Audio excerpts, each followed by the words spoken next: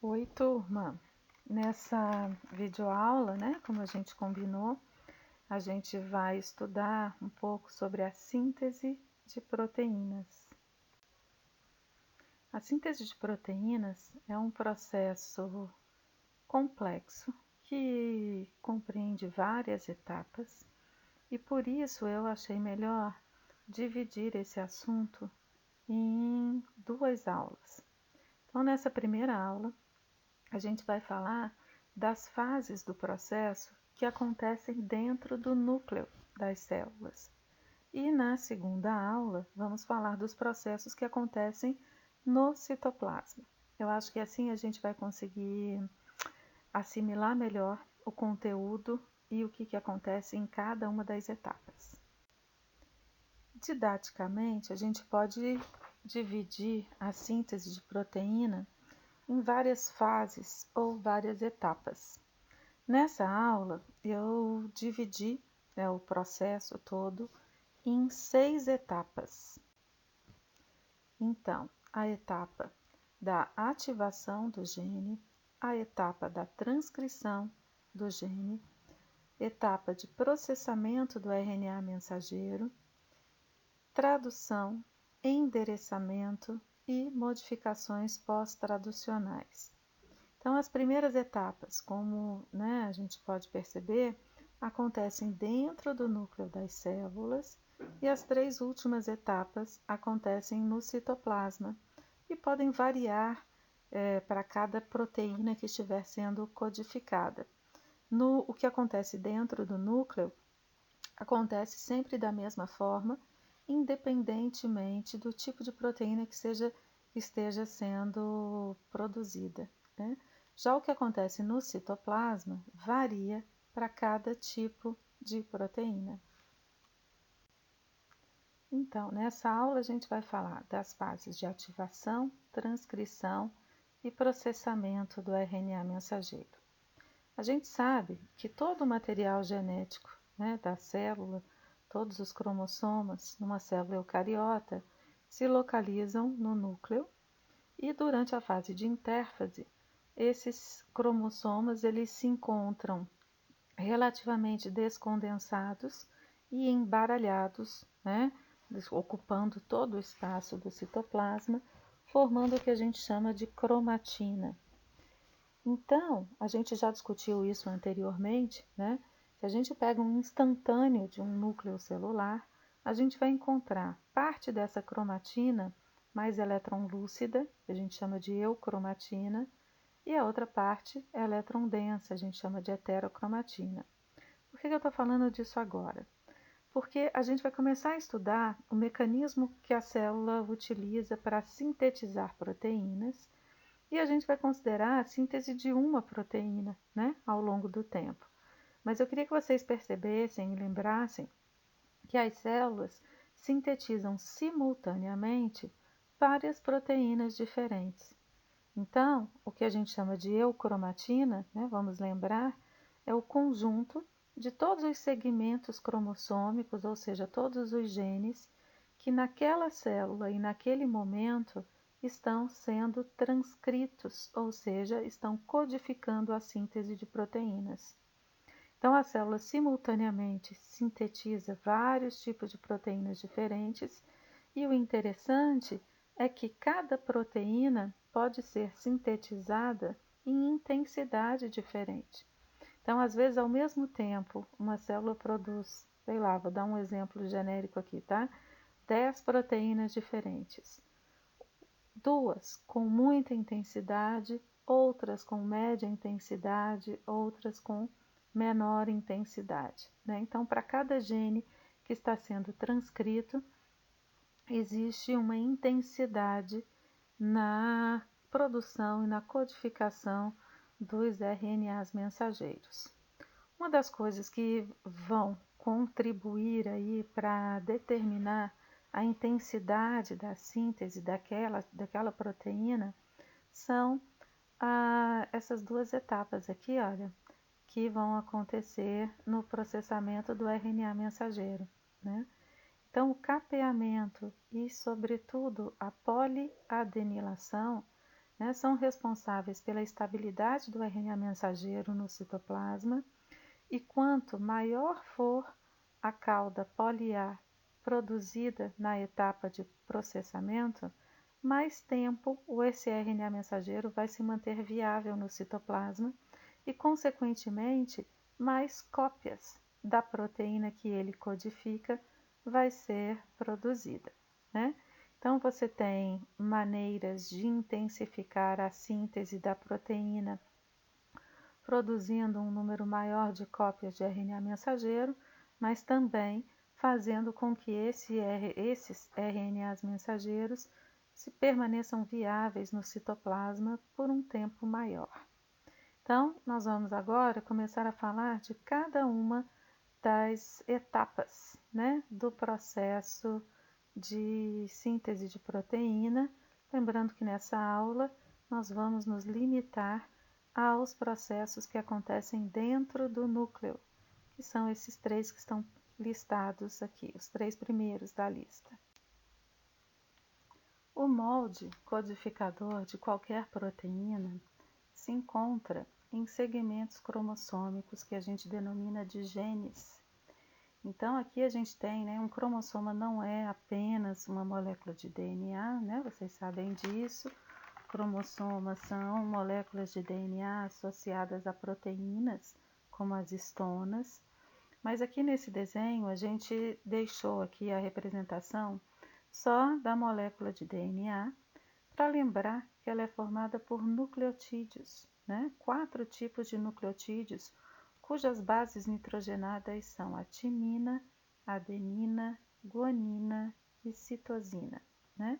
No desenho, cada uma está representada com uma cor: citosina de azul, guanina verde, adenina amarelo e timina vermelho.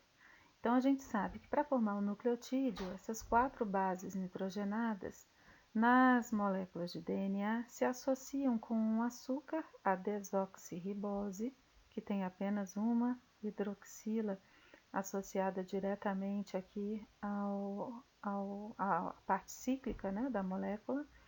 E, além disso, esse açúcar se associa também a um fosfato.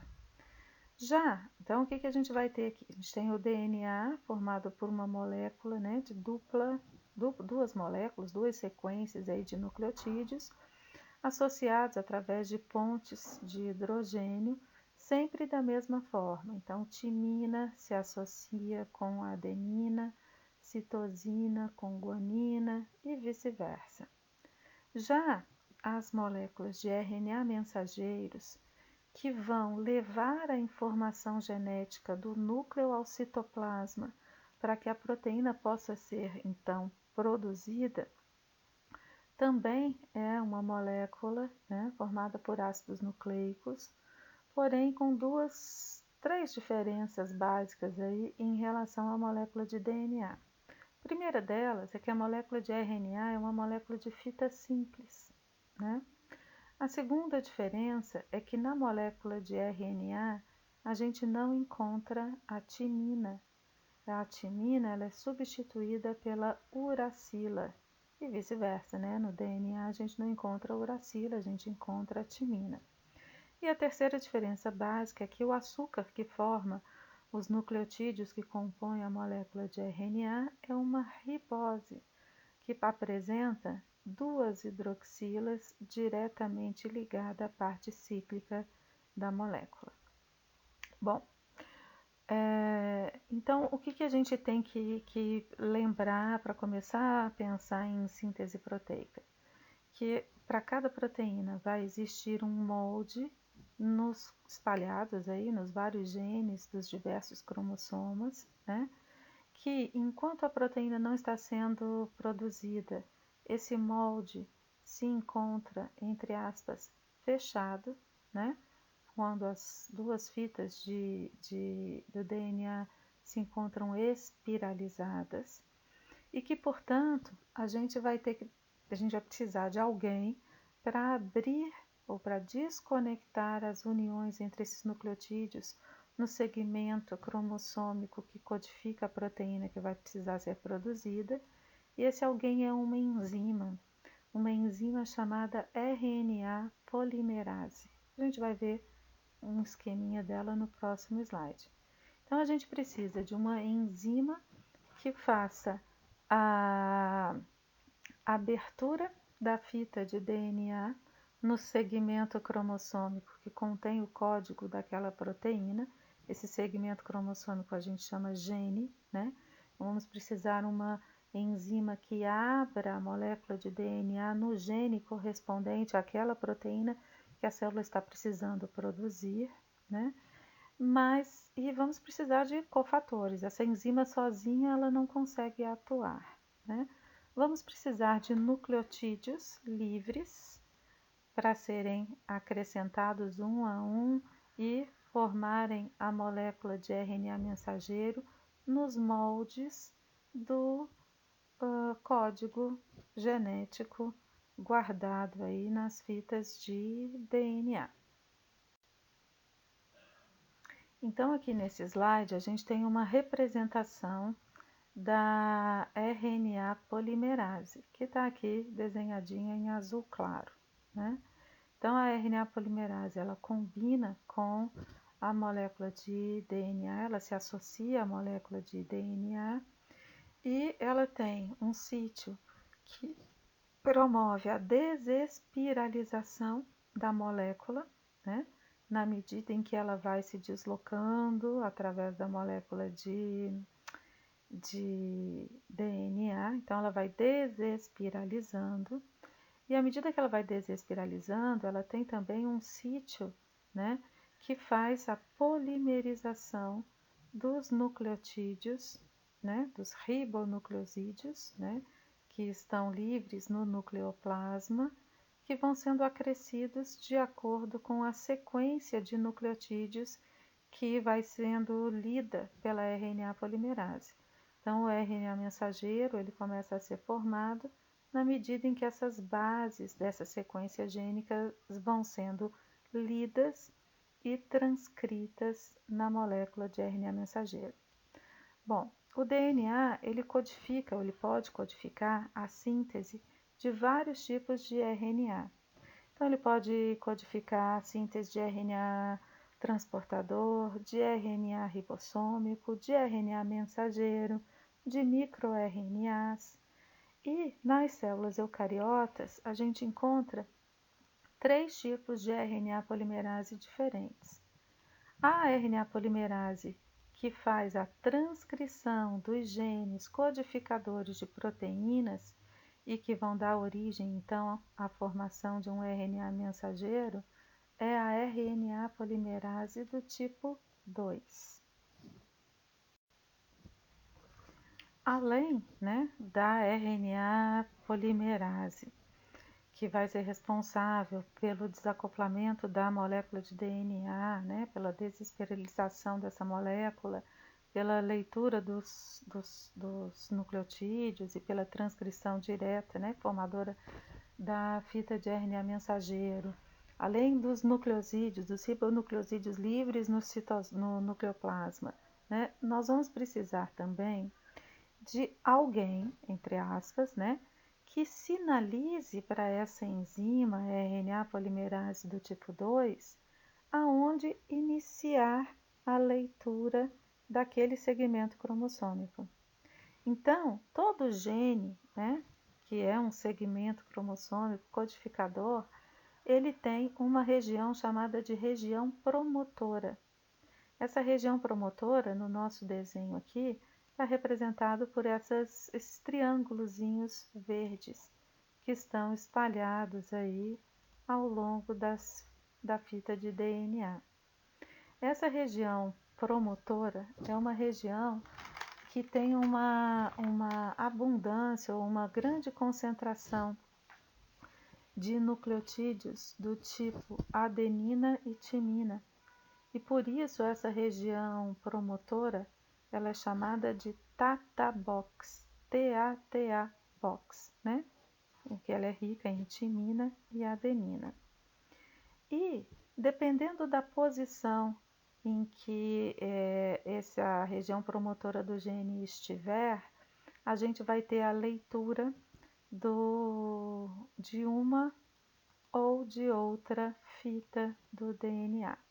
Então, deixa eu explicar isso melhor, né? A molécula de DNA é uma molécula produzida por nucleotídeos em fita dupla, né? E antiparalela.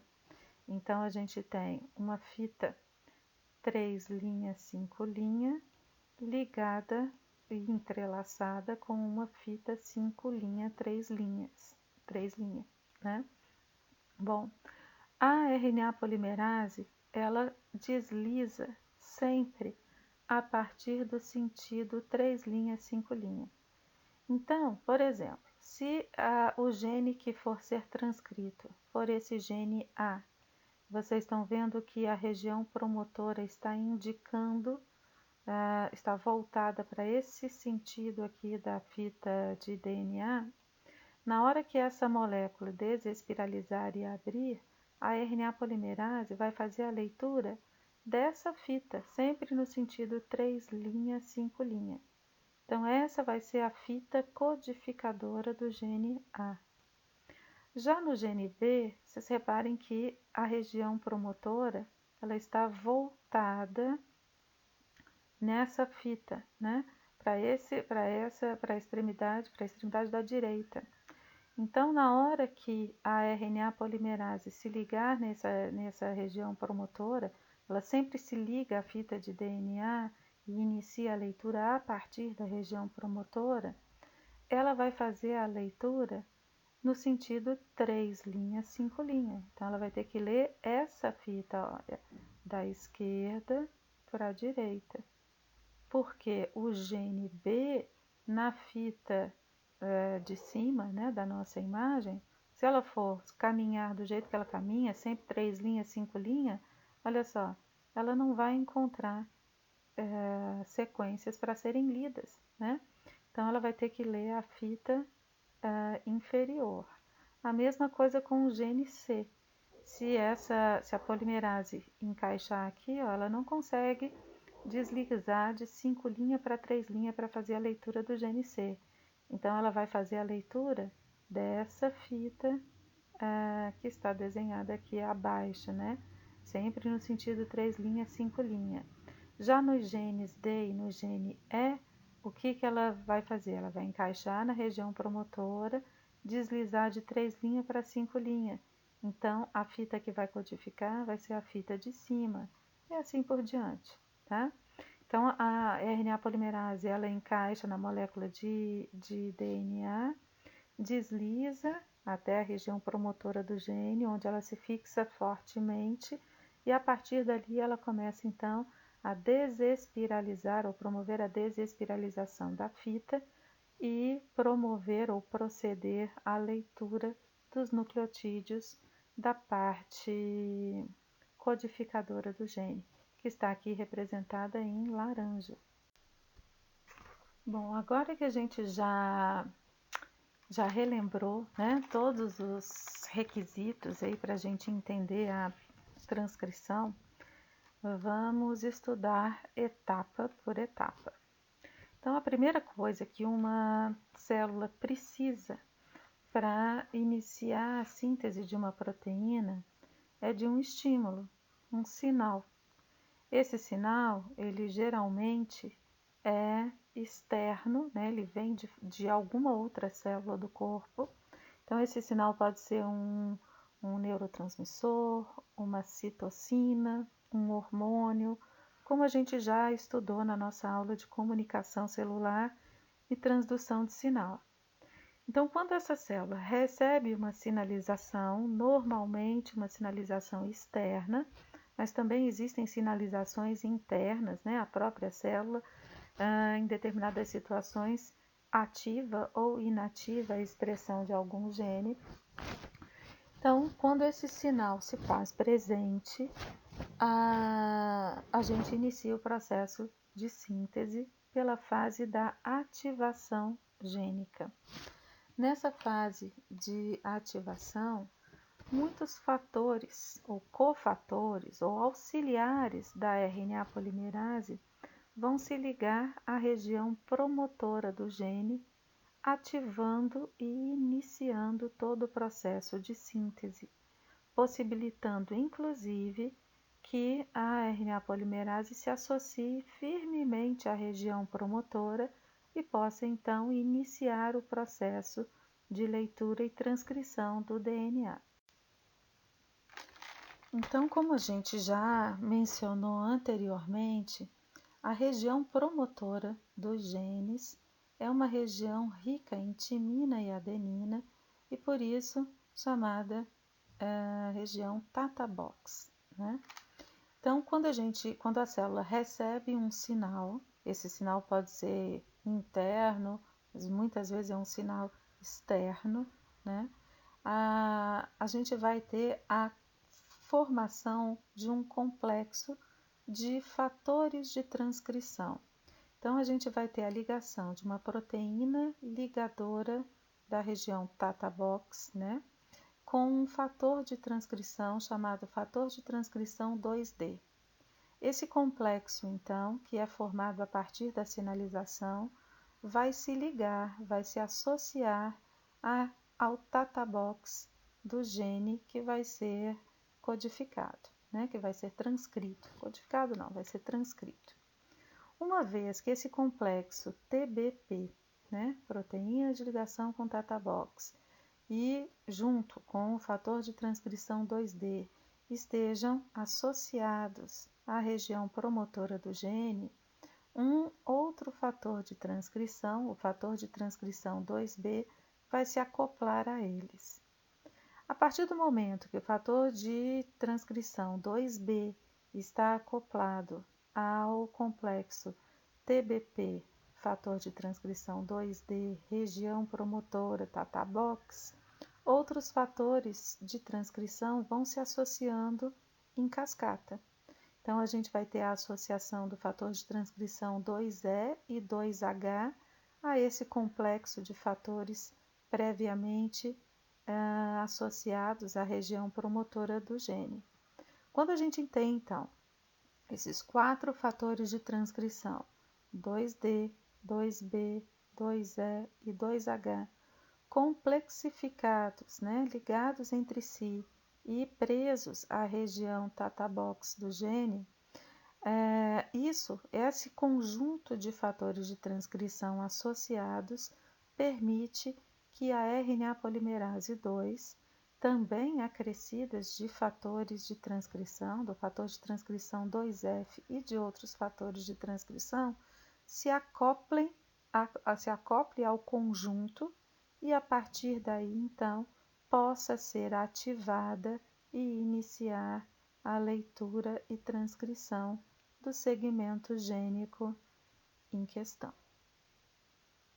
Então, vocês vejam que essa etapa de ativação, ela precisa de um sinal, muitas vezes um sinal externo, uma indução nervosa ou hormonal, ou uma indução parácrina, que vai propiciar a formação do complexo TBP, fator de transcrição 2D, e a partir do momento que esse complexo se forma e se liga à região Tata Box do gene em questão, a gente vai ter uma cascata de associação de outros fatores necessários, então, para permitir o acoplamento da RNA polimerase. Então, na etapa de ativação, a gente tem uma sinalização celular e a formação de uma cascata de fatores de transcrição se associando à região promotora do gene. Uma vez que os fatores de transcrição, junto com a RNA polimerase 2, estão todos acoplados à região promotora do gene, a próxima fase do processo de síntese proteica vai ter início, é a fase de transcrição. Vocês viram que o último fator a ser associado ao conjunto foi o fator de transcrição 2H. O fator de transcrição H2 ou 2H, ele agora vai ter um papel muito importante, né? A partir do momento que estejam todos complexificados, inclusive a RNA polimerase, o fator 2H vai, através de hidrólise, né, da energia obtida pela quebra do ATP, de moléculas de ATP, ele vai então iniciar a abertura da fita dupla de DNA, ou seja, ele vai iniciar o processo de desespiralização da fita, ou seja, ele vai dissociar os nucleotídeos de cada uma das fitas do DNA, né? Quebrando ali as pontes de hidrogênio e, ao mesmo tempo, ele vai promover a fosforilação da cauda da molécula de RNA polimerase. Então, a RNA polimerase, para começar a fazer a transcrição, ela precisa ser fosforilada. E quem promove essa fosforilação é o fator de transcrição 2H. Uma vez que a fita na região promotora tenha sido, a abertura dela tenha sido iniciada e a cauda da molécula fosforilada, os demais fatores de transcrição começam a se dissociar, né? Então, vocês estão vendo aqui, olha, nesse segundo desenho, que os fatores já estão se separando, já estão se dissociando. E uma vez que a RNA polimerase esteja fosforilada, ela vai então interagir com a fita do DNA que vai ser transcrita e vai iniciar a formação da molécula de RNA mensageiro.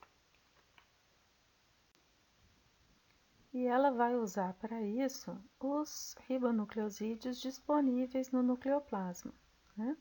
Então, à medida que for acontecendo a leitura, o acréscimo desses ribonucleosídeos em sequência dão origem à molécula de RNA mensageiro.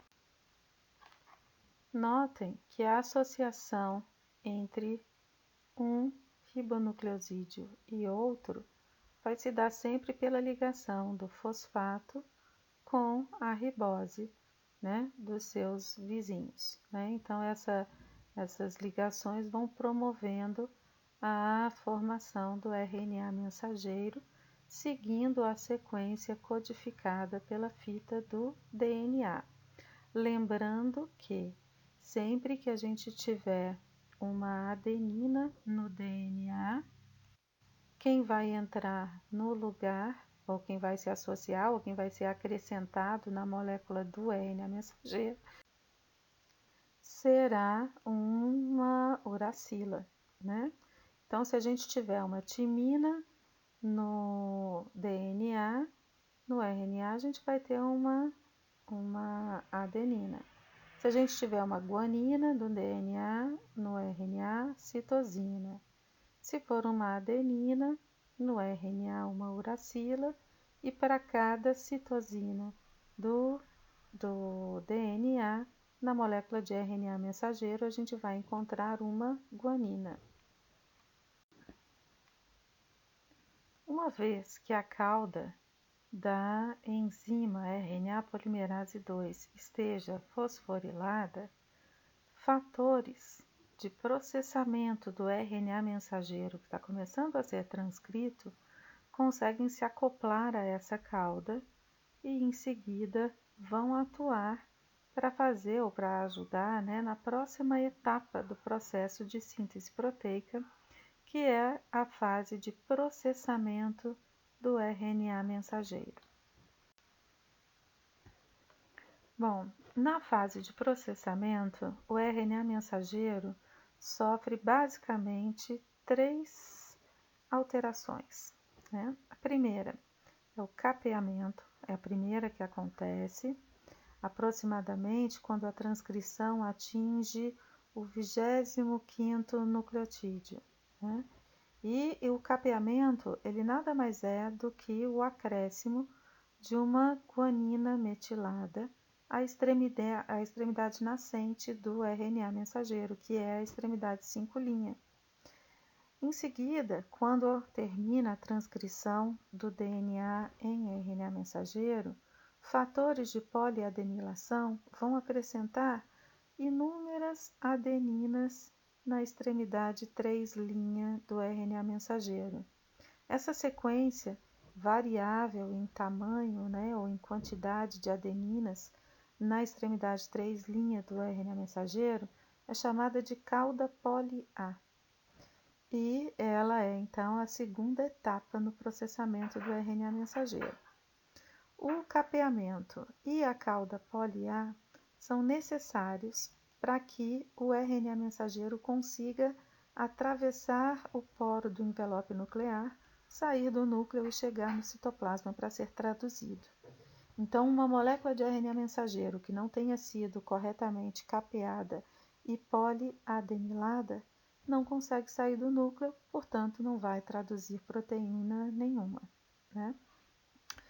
O CAP, que é essa guanina metilada, além de ser importante para permitir a saída do RNA mensageiro em direção ao citoplasma, é importante também para garantir estabilidade à molécula do RNA mensageiro e, uma vez no citoplasma, permitir o acoplamento da subunidade menor do ribossoma à molécula de RNA mensageiro e permitir então que o início da tradução aconteça.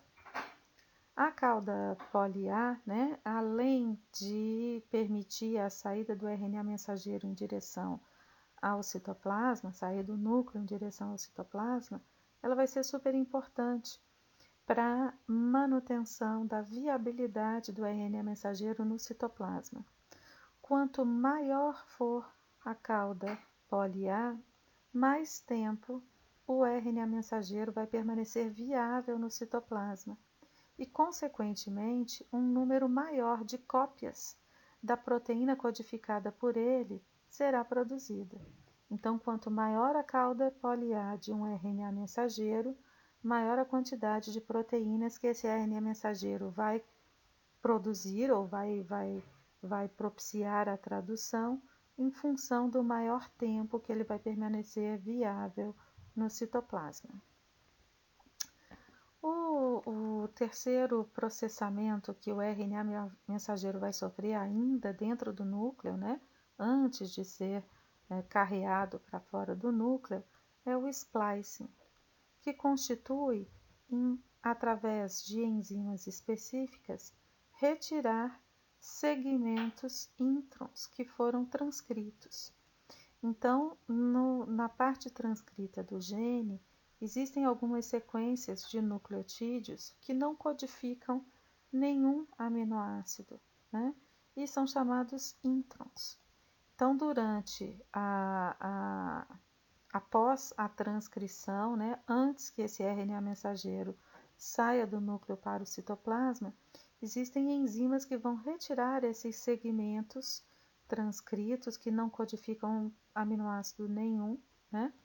E os segmentos exons, ou seja, os segmentos que codificam algum aminoácido, eles vão ser associados para formar então o RNA mensageiro maduro, já capeado, já poliadenilado, que vai então deixar o núcleo e chegar ao citoplasma para poder ser traduzido.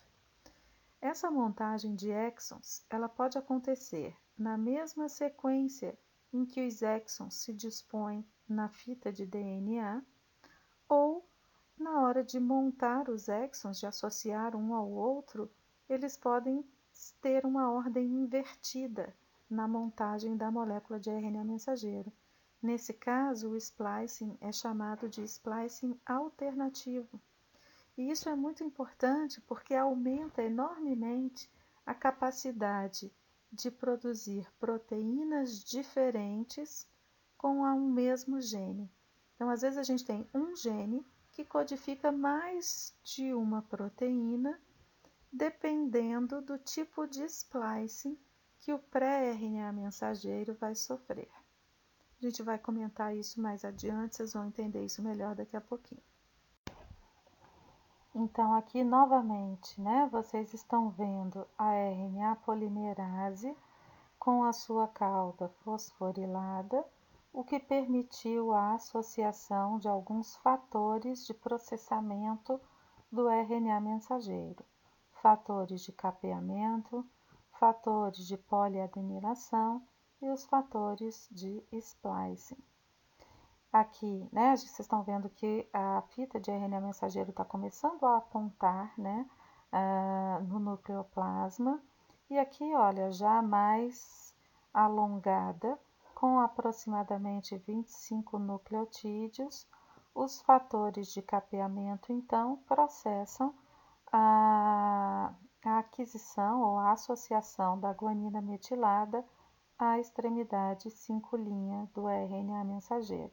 Então, agora vai acontecer, ou já, né, a gente já vai ter aqui, daqui a pouquinho, o RNA mensageiro capeado. Nesse slide, então, a gente tem aqui a representação de um pré-RNA mensageiro. Então, a gente tem na extremidade 5' o CAP, né, a guanina metilada. Na extremidade 3', a gente tem uma sequência de adenosinas, né? Muitas, são centenas, o número aqui é variável, né? Aqui ele colocou de 150 a 250, pode ter mais e pode ter um pouco menos. E o que vai faltar para esse pré-RNA mensageiro ficar maduro, apto a ser levado ao citoplasma, é a terceira etapa do processo de modificação do RNA mensageiro, que é o splicing. O splicing é realizado através de pequenas partículas riboproteicas nucleares, designadas como snRNPs, que são partículas reconhecedoras de sequências de nucleotídeos características dos introns. Então, vamos lá. As snRNPs são formadas por proteínas associadas a pequenos RNAs nucleares, os snRNAs.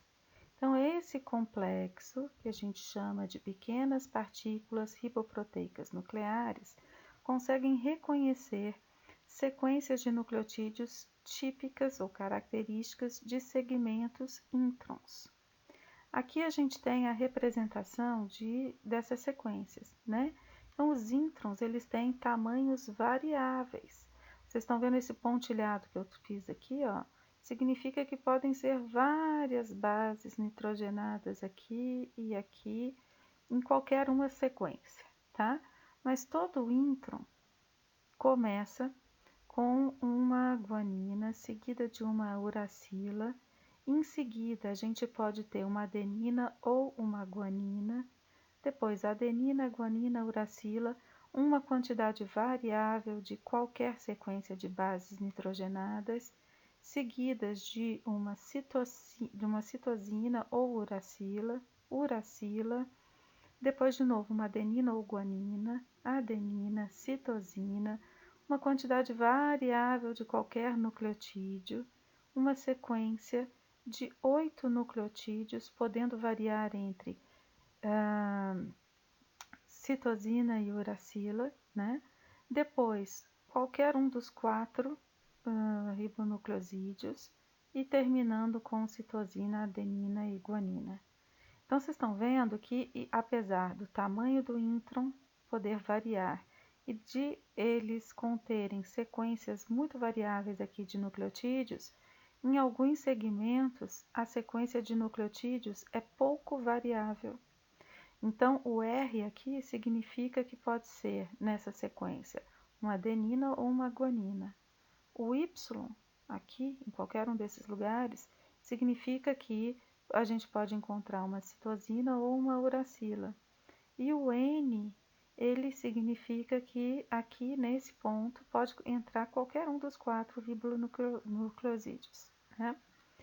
Então, essas partículas vão reconhecer esses segmentos no pré-RNA mensageiro e vão, então, fazer um dobramento, vão se associar a essas sequências, vão formar, a partir dessa associação, uma alça na molécula de pré-RNA mensageiro e depois vão excisar, vão cortar essa alça, liberando o intron ou retirando o intron do pré-RNA mensageiro. Vamos olhar isso num desenho que fica mais fácil de entender. Então, nessa figura, a gente tem aqui a representação do pré-RNA mensageiro. Toda essa parte amarelinha é a parte do intron que precisa ser retirada. E esses segmentos em azul são segmentos que vão codificar aminoácidos, vão fazer parte da codificação da proteína, são os exons, que vão precisar ser associados após a retirada desse intron. Então, as pequenas partículas ribonucleoproteicas vão associar, né, aqueles segmentos, aquelas sequências características que a gente tem nos segmentos introns. Então, essas partículas vão se associar, vão enovelar, vão se associar e vão fazer com que essa região de intron sofra um dobramento, forme uma alça, e após a formação dessa alça, o intron é cortado, né? Ele é dissociado, a primeira base do intron é dissociada da última base desse primeiro exon. Em seguida, novamente, a gente vai ter a última base do intron retirada ou cortada. Vamos ter então o intron, né, completamente retirado do pré-RNA mensageiro e em seguida a associação dos dois exons, formando o RNA mensageiro, que vai então ser endereçado ao citoplasma para codificar a proteína. Então, vocês estão vendo aqui, ó, que esses exons, eles foram associados na mesma sequência em que eles estavam codificados pelo DNA, né? Então, a extremidade 5' se associou aqui à extremidade 3'. Se a gente tivesse uma alternância, né? Se a gente tivesse, por exemplo, um terceiro segmento aqui, né? 2 introns foram retirados. E se ao invés da gente juntar o exon 1 com o exon 2 e depois com o exon 3, a gente juntasse o 1 com o 3 e depois com o 2, a gente ia ter uma sequência de nucleotídeos que iria codificar uma proteína completamente diferente do que se a gente tivesse, né, o exon 1, o 2 e o 3 em sequência. Então, quando os exons são invertidos, quando a sequência dos exons é invertida, a gente tem o que se chama de splicing alternativo, que, como a gente mencionou, é importante para aumentar a variabilidade na produção de proteínas a partir de um número restrito de genes. Então, como exemplo, né, o Albert, no livro dele, ele mostra um esquema do gene que codifica a alfa-tropomiosina, que é uma proteína encontrada no esqueleto das células contráteis, né, que regula aí a contração do esqueleto celular. Então veja que o gene ele contém vários exons, que são as partes que estão representadas em laranja escuro, e vários introns, que são as regiões que estão mostradas aqui em salmão, sei lá que cor é essa, tá? Então, esse RNA mensageiro, esse DNA vai ser transcrito, né? E a gente tem, depois do splicing, depois de retirar os introns, várias possibilidades de montagem na sequência dos exons, né?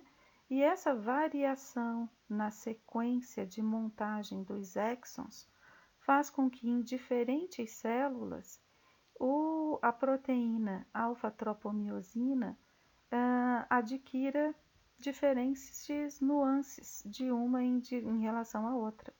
Então, a tropomiosina que é encontrada na célula muscular estriada, ela é diferente da tropomiosina encontrada na célula da musculatura lisa, no leiomiócito, que é diferente das moléculas que podem ser encontradas nos fibroblastos e em células do tecido nervoso central. Então, é só um exemplo aqui para vocês verem que a sequência em que os exons vão ser associados modifica a sequência de bases nitrogenadas e, consequentemente, modifica a proteína que vai ser transcrita. Às vezes essa proteína faz parte da mesma família e tem muitas semelhanças, né, entre si, às vezes elas têm funções diferentes e estruturas mais diferenciadas. A próxima etapa no processo de síntese de proteína é a migração do RNA mensageiro já processado para o citoplasma. No entanto, essa migração ela não vai acontecer assim aleatoriamente, né? Para o RNA mensageiro sair do núcleo e atravessar o envelope nuclear e chegar no citoplasma, ele vai ter que se associar a proteínas carreadoras. E se ele não tiver sido corretamente capeado, poliadenilado e se o splicing não tiver acontecido de maneira adequada, essas proteínas carreadoras não vão se associar ao RNA mensageiro e, consequentemente, ele não vai chegar no citoplasma e a célula não vai correr o risco de produzir uma proteína imperfeita. Apesar de que imperfeições acontecem, né?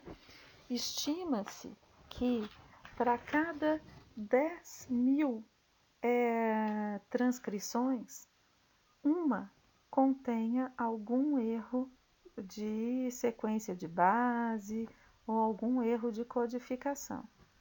Então,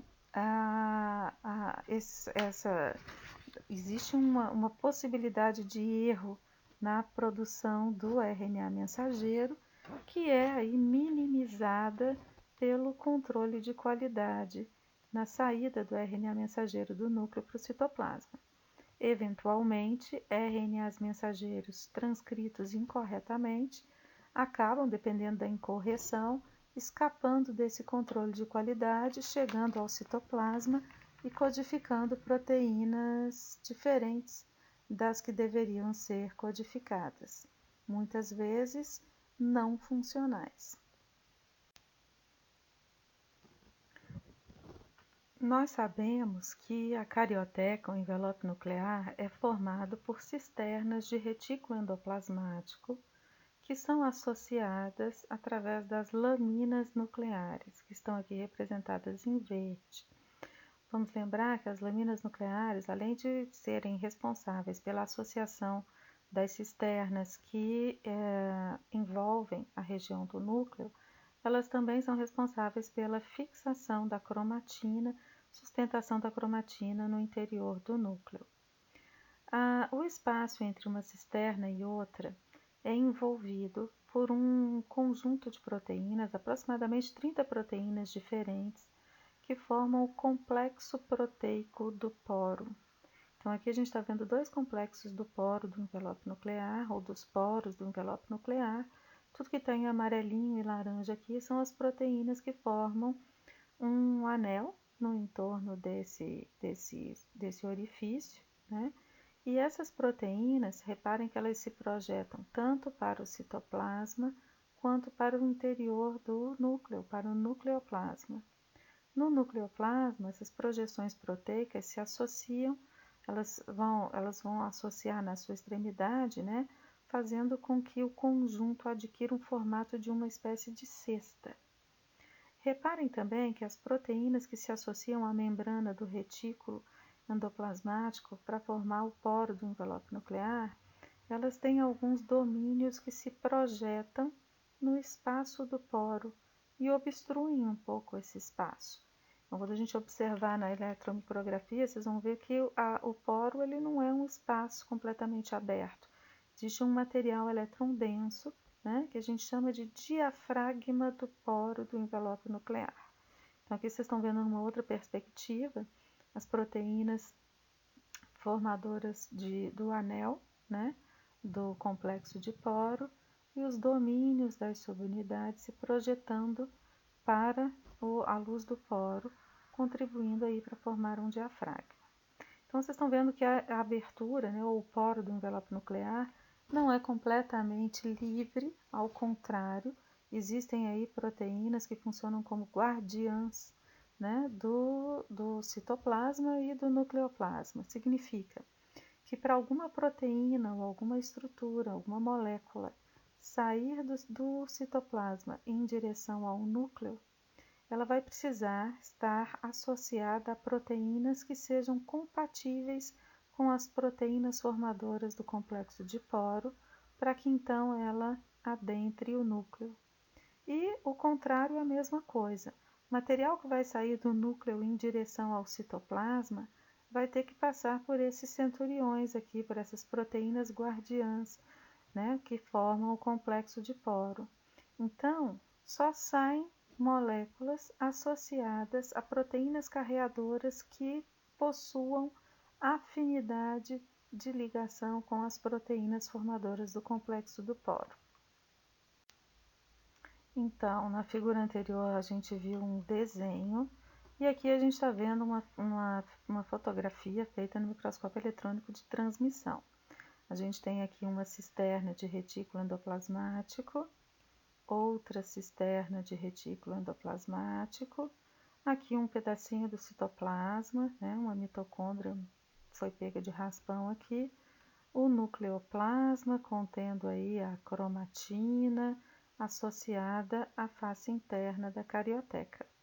E aqui, olha, no espaço entre essas duas cisternas, e esse espaço, essa região, ela é chamada de poro do envelope nuclear, mas a gente percebe que existe aqui um conjunto de moléculas que formam essa estrutura elétron-densa, ou seja, o complexo do poro do envelope nuclear. Então, como a gente falou, essas proteínas que formam o complexo do poro, elas auxiliam no controle do material que vai entrar no núcleo e do que vai sair do núcleo. Portanto, pessoal, se o nosso RNA mensageiro tiver sofrido um correto processamento, estiver devidamente capeado, poliadenilado e tiver passado pela etapa de splicing, o que vai acontecer é que proteínas vão se associar a esse RNA mensageiro maduro. Proteína de ligação com CAP, proteína de ligação com a cauda poli-A e um complexo de junção com exons. E só após, então, nosso RNA mensageiro estar associado com esses três tipos de proteína, é que as proteínas carreadoras vão, então, transportá-lo em direção ao poro do envelope nuclear para que ele atinja o citoplasma. Só atravessa o poro do envelope nuclear o RNA mensageiro que estiver associado a esses três tipos de proteína de ligação e de associação. Uma vez no citoplasma, essas proteínas que promovem ou permitem a passagem do RNA mensageiro pelo poro do envelope nuclear se dissociam dele e retornam ao núcleo para fazerem o transporte ou mediarem o transporte de outras moléculas de RNA mensageiro. O nosso RNA mensageiro, então, vai se associar a proteínas citosólicas que vão mediar o processo de tradução do código que ele traz em sua sequência de nucleotídeos. Então, como a gente falou, né, as próximas etapas do processo de síntese proteica, nós vamos explicar na aula número 2 de síntese proteica. Acho que foram muitas informações, né? E eu sugiro que, se você não assistiu a aula, anotando as informações, fazendo um resumo, parando o filme de vez em quando para poder anotar, que você faça isso, né? Volte o filme, assista de novo, anotando tudo que você está entendendo, né? Como eu sempre falo, faz uma anotação do que você está entendendo, faz o seu resumo à parte, anote suas dúvidas para a gente discutir em aula e esclarecer o assunto, né? Além disso, todos esses livros tem muitas informações, né, muito mais do que essas que eu trouxe para vocês, que podem e devem ser estudadas, né, para ampliar aí o universo de conhecimento a respeito desse assunto. Então a gente fica por aqui e a gente se encontra na nossa próxima aula.